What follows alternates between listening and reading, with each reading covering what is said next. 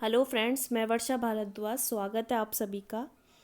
देखो फ्रेंड्स, कक्षा 6 चल रही थी जिसमें साइंस, और उसके हम 2 चैप्टर कंप्लीट कर चुके हैं, 1 एंड 2। आज हम 3rd चैप्टर स्टार्ट करेंगे जिसका नाम है तंतु से वस्त्र तक। जैसा कि नाम से ही पता चल रहा है कि ये चैप्टर वस्त्र से रिलेटेड है, जिसमें हम कपड़े के प्रकार, कपड़ा हमें कहाँ से प्राप्त हुआ है, कैसे वो बनता है, इन सब के बारे में जानकारी लेंगे। और इसका जैसे नाम है तंतु से वस्त्र तक, तो सबसे पहले हम तंतु को जानेंगे, तंतु से वस्त्र कैसे बनता है इस प्रोसेस को जानेंगे, और फिर वो कपड़ा हमारे पास किस तरह से आया है, कैसे आया है, इस टाइप के बहुत सारी चीज़ें हैं जिन्हें हम जानेंगे इस चैप्टर के माध्यम से। तो आप थोड़ा पेशेंस रखिए, ध्यान से पढ़िए, स्क्रीन को लगातार देखते रहिए, क्योंकि बिना स्क्रीन पे ध्यान लगाए आप इस चैप्टर को कंप्लीट नहीं कर पाएंगे। तो आइए शुरू करें। और एक बात ध्यान से सुनिए कि ये जो चैप्टर है थोड़ा रीडिंग का है, क्रियाकलाप भी काफ़ी आएंगे 3-4 तरीके के, तो थोड़ा सा पेशेंस रखिए। तो आइए शुरू करें। पहेली और भूजों ने अपने स्कूल में आयोजित की गई विज्ञान प्रश्नो थोड़ा हाईलाइट कर देती हूँ मैं। पहेली और भूजों ने अपने स्कूल में आयोजित की गई विज्ञान प्रश्नोत्तरी प्रतियोगिता में प्रथम पुरस्कार जीता। वो दोनों अत्यधिक उत्तेजित थे। उन्होंने प्राप्त हुई पुरस्कार राशि से अपने माता पिता के लिए वस्त्र खरीदने का निश्चय लिया। एक बार पहेली और भूजो थे, तो वो क्या हुआ कि उन्होंने विज्ञान प्रश्नोत्तरी प्रतियोगिता में प्रथम पुरस्कार जीता। इतने एक्साइटेड थे कि उन्होंने सोचा कि इस पुरस्कार राशि से क्यों ना हम अपने माता पिता के लिए कुछ कपड़े खरीदें। इसलिए वो कपड़े की दुकान में गए। अब देखो आगे क्या होता है। वे कपड़े की दुकान पर अच्छा, तो वे कपड़े की दुकान पर वस्त्र सामग्री की विशिष्ट विविधता को देखकर उलझन में फंस गए। होता ही है, कपड़े की दुकान में चले जाते हैं, हमें तरह तरीके के कपड़े मिलते हैं, डिज़ाइन के मिलते हैं, और पैटर्न भी अलग अलग होता है। आप चाहे साड़ी खरीदने जाओ, साड़ी की दुकान में आपको साड़ी भी कम से कम नहीं तो 50 या 100 प्रकार की साड़ियाँ देखने को मिल जाएगी। लेकिन वो तो इस टाइप की दुकान में गए हैं जहाँ पे कपड़ा भी अलग अलग, और कोई और आइटम भी अलग अलग, जैसे कोई मफरल है, कोई पैंट है, कोई शर्ट है, या फिर कोई साड़ी है या सूट है, इस टाइप की दुकान में वो गए हैं कपड़ा लेने। तो दुकानदार ने उन्हें समझाया कि कुछ कपड़े और वस्त्र सूती है और कुछ संश्लिष्ट है। तो उनके पास ऊनी और मफलर शॉल भी थे। दुकान में बहुत सी रेशमी साड़ियाँ भी थी। दुकान में बहुत सी रेशमी साड़ियाँ भी थी। पहली और भूजो अत्यधिक उत्तेजित दिखाई दे रहे थे। उन्होंने इन विभिन्न कपड़ों को स्पर्श किया, उनके बारे में जानकारी प्राप्त की। अंत में उन्होंने एक ऊनी मफलर और एक साड़ी खरीदी। देखो, भूजो और पहली इतने समझदार हैं कि उन्होंने कपड़े को स्पर्श किया, उन्होंने उसके बारे में जानकारी ली कि किस टाइप के कपड़े हैं। फिर फाइनली उन्होंने एक ऊनी मफलर और एक सूती साड़ी खरीदी। आपको भी ऐसा ही करना है। आप दुकान में जाते हो, ऐसे ही नहीं भाई दाम देखा, ये इतने की है, ये इतने का है, और ख़रीद के ले आए। आप ये देखिए कि कपड़े का प्रकार क्या है, किस मौसम में उस किस टाइप का कपड़ा पहनना चाहिए, इस टाइप को आपको कुछ जानकारियाँ होनी ज़रूरी है। आगे देखिए, कपड़े की दुकान का भ्रमण करने के पश्चात पहेली और भूजो ने अपने आसपास में विभिन्न प्रकार के वस्त्रों को ध्यान से देखना आरंभ कर दिया। जैसे उनका काम पूरा हुआ, तो उन्होंने उस वस्त्रों के मतलब दुकान में और भी चीज़ें होती है ना, उन सब के बारे में उन्होंने नज़र डाली। उन्होंने यह भी देखा कि जैसे बेड शीट थी उस दुकान में, बिस्तर पर बिछाने की चादर। ये एक दृश्य भी है दुकान का, देख लीजिए, आप भी देख लीजिए, नज़र मारिए आपको क्या क्या दिख रहा है। इधर मेरे को साड़ी नज़र आ रही है, सॉरी, इधर साड़ी है, और ये कुछ पैंट शर्ट के कपड़े हैं, और कुछ इस बॉक्स में कुछ और भी कपड़े हो सकते हैं, ये भी कपड़े हैं। तो ये सब अलग अलग प्रकार के कपड़े हैं। आगे देखिए, हाँ, तो उन्होंने दुकान में क्या क्या देखा। उन्होंने देखा कि उधर बेडशीट थी, कंबल देखा, पर्दे देखे, मेज पोस्ट, तौलिए, झाड़न को जिसको डस्टर भी बोलते हैं आदि, इन सभी विभिन्न प्रकार के कपड़ों से बने हैं। उन्होंने देखा कि मतलब उन्होंने डिफरेंस किया कि अलग अलग प्रकार के, जैसे बेडशीट है वो अलग कपड़े से बनी है, आपका कंबल अलग कपड़े से बना है, पर्दे वगैरह है, मेज पोस्ट है, मतलब एक भी चीज़ सेम चीज़ से नहीं बनी है, अलग अलग चीज़ों से बनी है। यहाँ तक कि उन्होंने अपने बस्ते और बोरे भी किस प्रकार के वस्त्र से बने हैं। तो इन सब के बारे में उन्होंने रियलाइज़ किया कि यार ये कपड़े ऐसे तरह तरीके के क्यों हैं, उनका कोई रफ़ है, कोई बहुत ज़्यादा सॉफ्ट है, कोई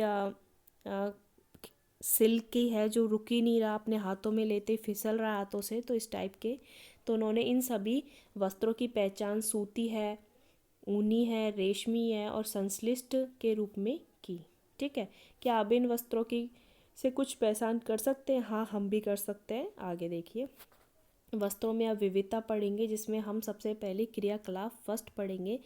क्रियाकलाप फर्स्ट में क्या है? अपने पास के किसी दर्जी की दुकान का भ्रमण कीजिए। सिलाई के बाद बचे कपड़े की कतरन को एकत्रित कीजिए और कपड़े की प्रत्येक कतरन को स्पर्श करके उसके स्पर्श का अनुभव कीजिए। दर्जी की सहायता से उससे पूछकर कुछ कपड़ों पर सूती, रेशमी, संश्लिष्ट, ऊनी को लेबल लगाने का प्रयास कीजिए। मतलब आप क्या करेंगे? आप दुकान पे जाएंगे। दर्जी की दुकान पर इसलिए जाते हैं क्योंकि दर्जी की दुकान पर हमें विभिन्न प्रकार के कपड़े देखने को मिलते हैं। ठीक है, वहाँ से आप कुछ कपड़े की कतरन लीजिए, कतरन में छोटा टुकड़ा लीजिए, फिर उनको स्पर्श कीजिए, फिर दर्जी से पूछिए कि इस कपड़े का नाम क्या है या इस वस्त्र को कहते क्या हैं। फिर उनका नाम जान के उन पर उस नाम का टैग लगा दीजिए, जिसको लेबल कहते हैं, लेबल लगा दीजिए। ठीक है, आगे देखते हैं। जैसे इन्होंने एक ग्रीन कलर का आपको दिखाई दे रहा होगा, एक कपड़े का कतरन है, वो डायग्राम बताया है। फिर आगे देखिए, क्या आप ये जानना चाहते हैं कि विभिन्न कपड़े किस प्रकार के बनते हैं? जब आप किसी कपड़े का अवलोकन करते हैं तो वह एक सतत टुकड़ा प्रतीत होता है। अब इसे ध्यान से देखिए, आपने क्या देखा है। देखो फ्रेंड्स, ये जो चैप्टर है इसमें हम छोटा सा कतरन ले रहे हैं और इस कतरन से हम कहाँ तक जाएंगे और फिर उस जाने के बाद हम उससे को क्या जानने की कोशिश कर रहे हैं? हम ये जानने की कोशिश कर रहे हैं कि हमने कपड़ा है वो किस टाइप का है। पहले हमने देखा वो ऊनी है या रेशमी है या सूती है या संश्लिष्ट है। फिर उसमें से हम देखेंगे कि ये कपड़ा किस प्रकार बना है। क्रियाकलाप फर्स्ट में हमने क्या लगाया है? लेबल लगाया, ओनली लेबल लगाया है कि ये कपड़ा किस प्रकार का है। अब क्रियाकलाप टू आ रहा है आपके सामने, और क्रियाकलाप टू क्या बताना चाह रहा है वो देखिए ध्यान से। सूती कपड़े का वही टुकड़ा चुनिए जो आपने टुकड़ा पहले लगाया था, उसमें से सूती वाले को उठाइए जिस पर आपने क्रियाकलाप फर्स्ट में लेबल लगाया था। हमने उठा लिया। इसके एक सिरे पर एक ढीला धागा या तागा ढूंढने का प्रयास कीजिए और इसे बाहर खींचिए। ये वो एक्सपेरिमेंट कर रहा है जैसे अपन कई बार नहीं करते कि कभी फ्री से बैठे होते हैं तो कोई कपड़ा हाथ में होता है तो उसके धागे को खींचते रहते हैं, निकालने की कोशिश करते हैं यार कि ये धागा निकले यहाँ इसमें से। तो वही है क्रियाकलाप टू कि जो आपने जो टुकड़ा लिया था जिसमें सूती वाला, उसमें उसको पकड़िए एक हाथ से ढीला, और उसमें कोई ढीला सा कोई तागा आ रहा हो तो उसे खींचिए। यदि कोई ढीला, अब सेकंड पेज पे चलते हैं, एक सेकंड रुकिए।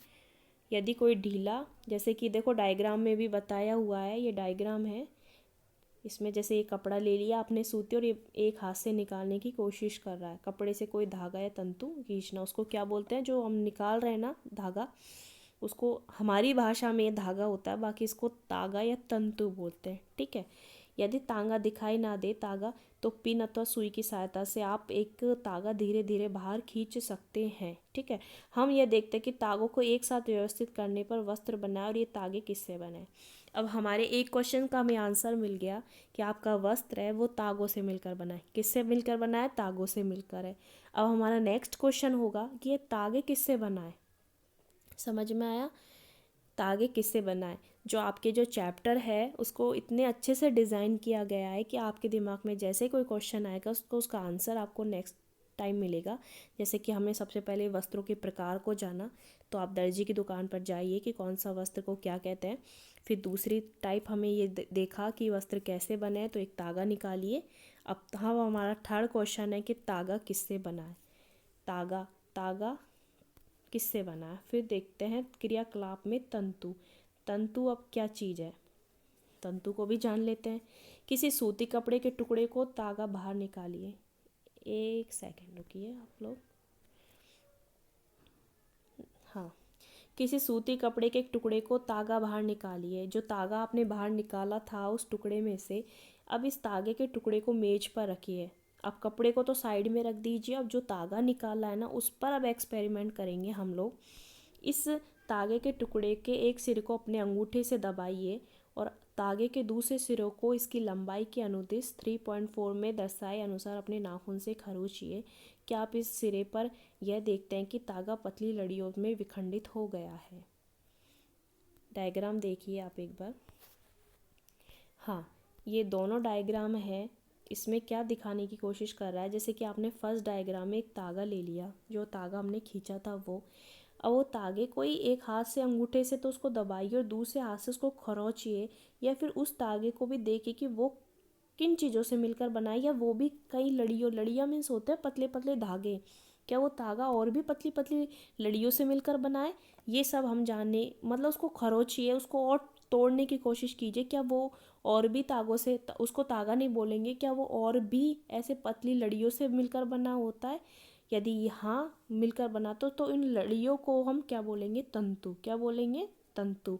तो तागा पतली लड़ियों से विखंडित हो जाता है, और ये जैसे पतली पतली लड़ियाँ इसमें से निकल रही है, ये मुंह निकल रहा है उन पतली लड़ियों में से, तो उसको क्या बोलेंगे, इनको तंतु बोलते हैं। समझ में आया। आपका क्वेश्चन होगा कि तंतु किसे कहते हैं, तो हम कहेंगे कि हमारा जो तागा है वो कई पतली पतली लड़ियों में विखंडित हो जाता है, इन विखंडित लड़ियों को क्या बोलते हैं, तागा। ठीक है फ्रेंड्स। अभी आपको एक एक्सपेरिमेंट करके बता रहा है, जैसे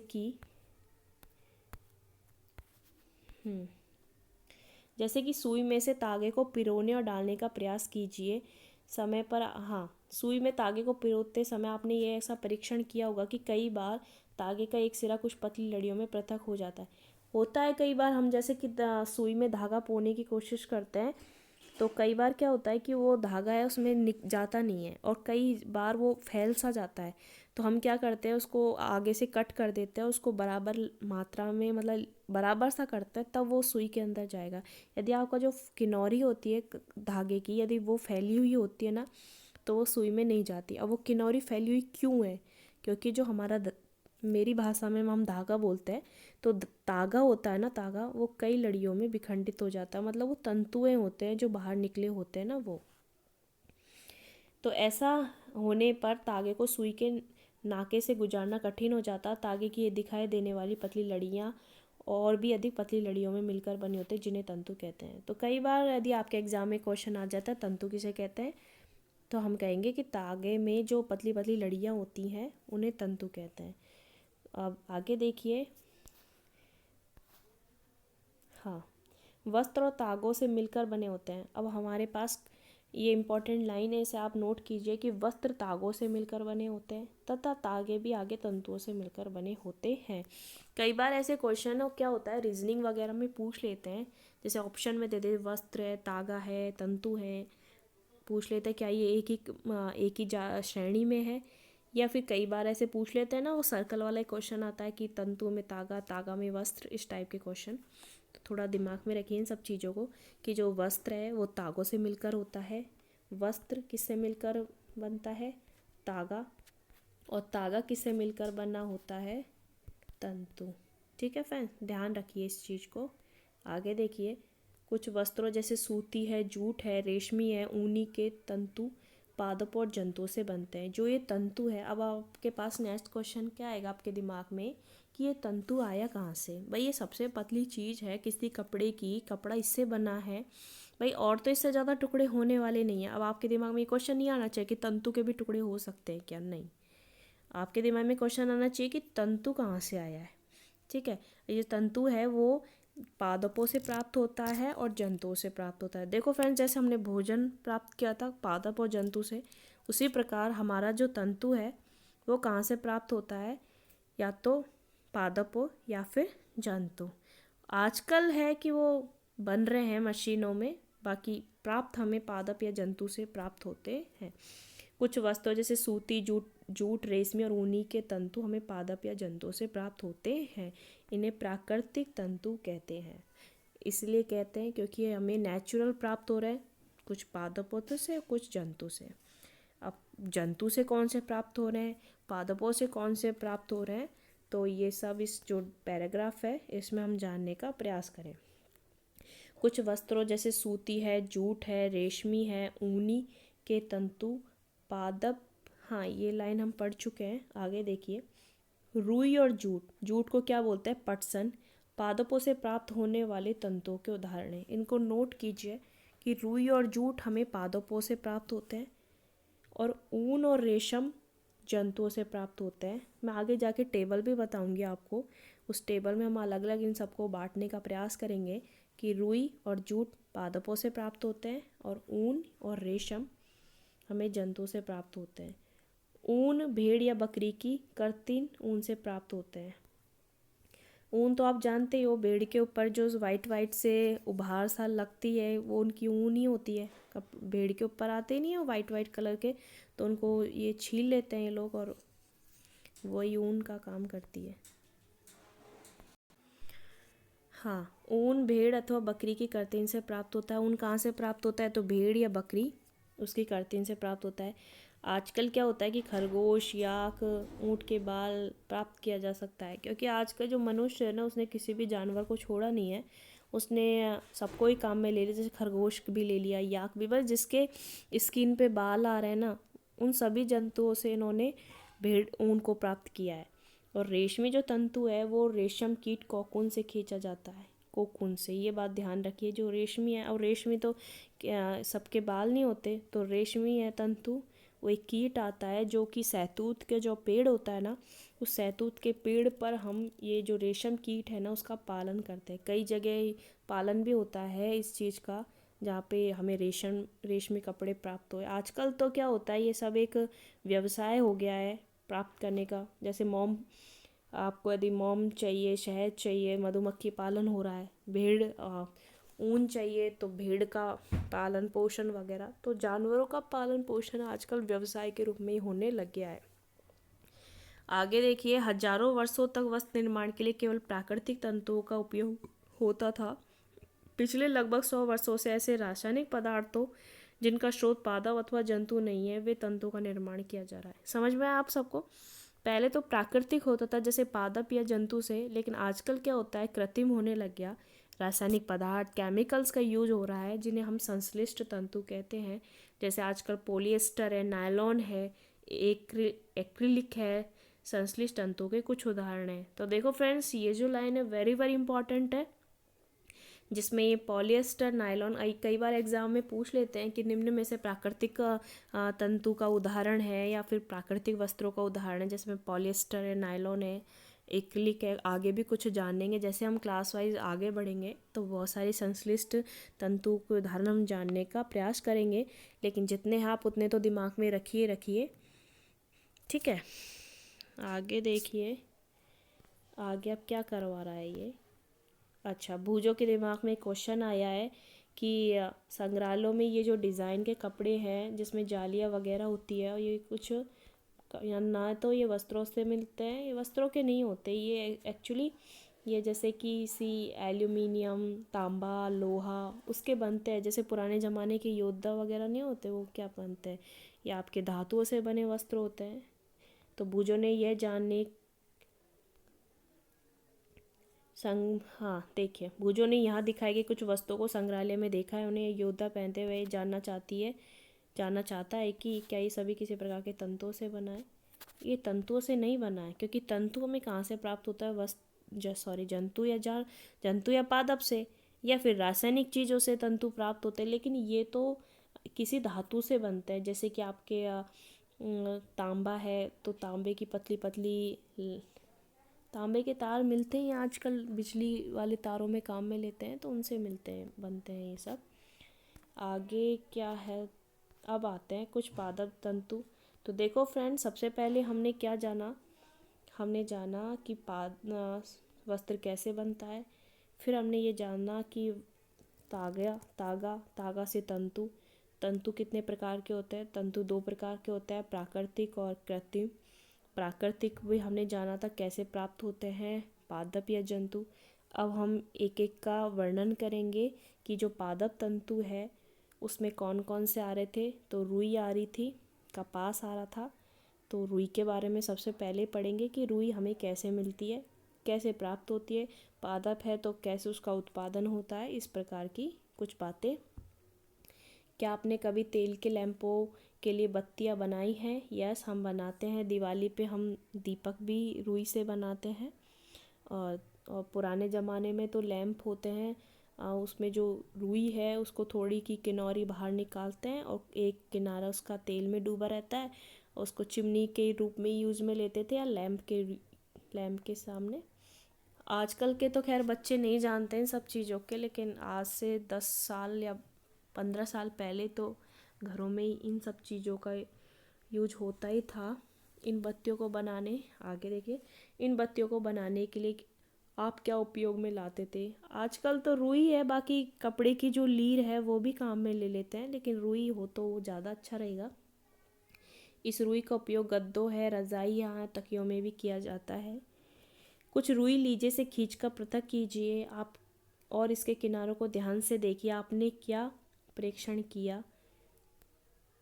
अब देखिए, ये छोटी पतली लड़ियाँ जिन्हें आप देख रहे हैं वो कपास तंतुओं से बनी है। देखो फ्रेंड्स, हम जो रुई ले रहे हैं, हमने रुई का एक छोटा सा टुकड़ा लिया, उस रुई को आप खींचिए जितना हो सके, और रुई खिंचती भी जाती है पतली पतली सतहों में, तो वो जो बहुत बारीकी से आप देखिए कि कुछ तंतुओं से मिलकर बनी होती है रुई, उनको कपास तंतु कहते हैं। अब नेक्स्ट क्वेश्चन आता है कि रुई कहाँ से आती है। भाई, हम रुई इतनी अच्छी चीज़ है जिससे कपड़े बनते हैं, तो हम भी क्यों ना रुई उगाना स्टार्ट कर दें। तो कुछ बातें हैं रुई के बारे में कि रुई कहाँ से आती है। इसे खेतों में उगाया जाता है। साधारणतः कपास के पौधे वहाँ उगाए जाते हैं जहाँ की मृदा काली और जलवायु कैसी होती है, उष्ण। वेरी वेरी इंपॉर्टेंट क्वेश्चन है कि रुई कहाँ उगाई जाती है। तो कपास के पेड़ों से हमें रुई प्राप्त होती है, और कपास के पौधे जहाँ की मृदा काली होती है और जलवायु कैसी होती है, उष्ण। आपको पता होगा कि आपका जो ये भारत है, थोड़ा एक बार फिर से देखिए, आपका जो इंडिया है, नक्शा थोड़ा ढंग से नहीं है, फिर भी आपका जो इंडिया है, ये इंडिया है, इसको इंडिया ही मान लीजिए। ये जो होता है ना दक्षिण भारत, यहाँ पे कपास की खेती सर्वाधिक होती है। क्यों? क्योंकि यहाँ पे काली मिट्टी सर्वाधिक होती है। जहाँ काली मिट्टी होती है वहाँ कपास की खेती होती है, दिमाग में बैठाइए। और एक अपना जो राजस्थान होता है, सॉरी, राजस्थान का डायग्राम, हाँ ये राजस्थान है कुछ इस टाइप का। तो यहाँ पे इस जगह पे जो दक्षिण पश्चिम अपना, हाँ, तो ये जो दक्षिण पश्चिम जो राजस्थान है, यहाँ पे कपास की खेती होती है, क्योंकि यहाँ पे काली मिट्टी पाई जाती है। और देखो फ्रेंड्स, काली मिट्टी भी वहाँ पाई जाती है जहाँ पे बारिश सर्वाधिक होती है।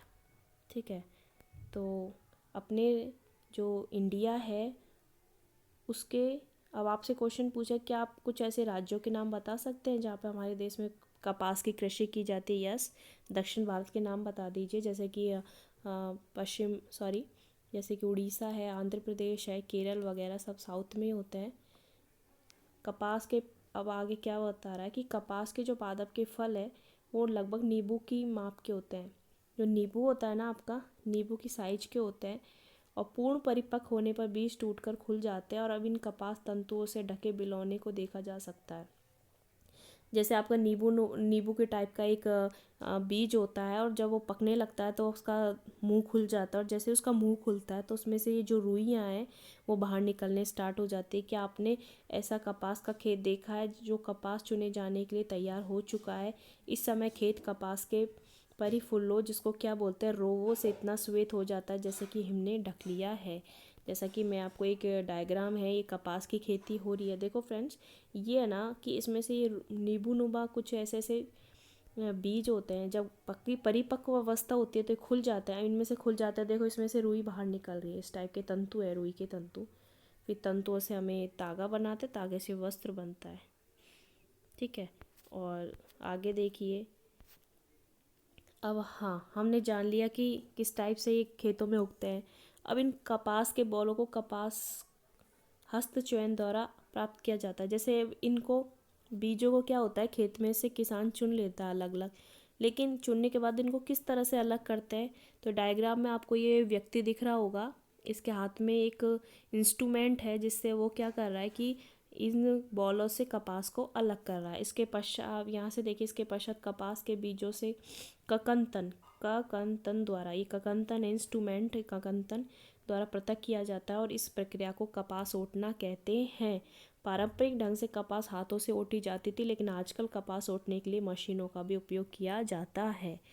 तो आजकल का ज़माना तो आधुनिक हो गया, तो कोई भी काम आजकल हाथों से तो होता ही नहीं है, तो कोई ना कोई इंस्ट्रूमेंट होता है। लेकिन सबसे इम्पोर्टेंट क्वेश्चन यहाँ पे ये होता है कि कपास ओटना किसे कहते हैं, कपास ओटना किसे कहते हैं। तो हमारा आंसर होगा कि कपास को कपास के बीजों से अलग करना ही कपास ओटना कहलाता है। कई बार प्रोसेस पूछ लिया जाता है कि रुई कैसे प्राप्त होती है, तो रुई से सबसे पहले हमें कपास के बीजों को पेड़ खेत से अलग करेंगे, फिर कपास ओटने की प्रक्रिया को लाएंगे, फिर जाके हमें एक रुई का धागा मिलेगा, फिर जाके रुई से निर्मित वस्त्र प्राप्त होते हैं। तो आज के लिए तो इतना ही फ्रेंड्स, क्योंकि चैप्टर काफ़ी लंबा है, अभी थोड़ा जूट वगैरह है, फिर इस टाइप के कुछ प्रोसेस भी समझनी है, तो नेक्स्ट वीडियो में कंटिन्यू करते हैं। Okay friends, thank you.